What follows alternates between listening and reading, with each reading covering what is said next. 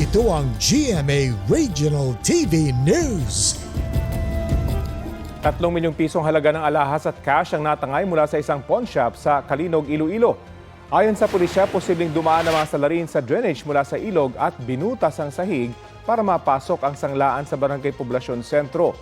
Sa ngayon, may 2 persons of interest na ang mga otoridad. Hindi pa nila masabi kung miyembro ng termite gang ang nasa likod ng panloloob. Patuloy sila nangangalap ng CCTV footage para sa investigasyon.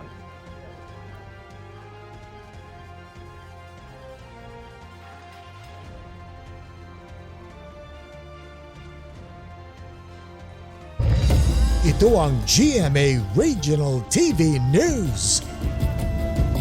Arestado ang gunman at ang mastermind umano sa pamamaril sa isang lalaking nasa internet cafe sa Talisay, Cebu.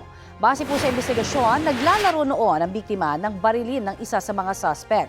Sugatan sa insidente ang anak ng biktima matapos tamaan ng bala. Sa tulong po ng CCTV footage, natukoy at naaresto ng pulisya ang gunman. Nakumpiska sa kanya ang isang baril na hinihinalang ginamit sa pamamaril.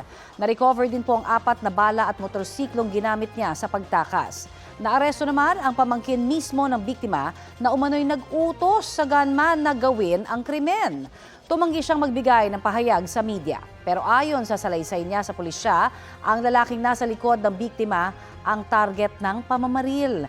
May nasabat ding mahigit 170,000 pesos na halaga ng hinihinalang shabu mula sa pamangkin ng biktima. Hinala ng pulisya, personal na alitan at may kaugnayan umano sa ilegal na droga ang motibo sa krimen. Nahaharap at mahaharap po sa patong-patong na reklamo ang mga suspect. Arestado sa Bacolod City ang 30 sangkot umano sa illegal na drug racing.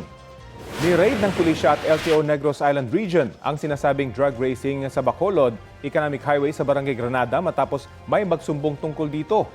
Hindi nakuha na ng video ang aktwal na karera. Nabisto rin ng mga otoridad na may pustahan sa lugar.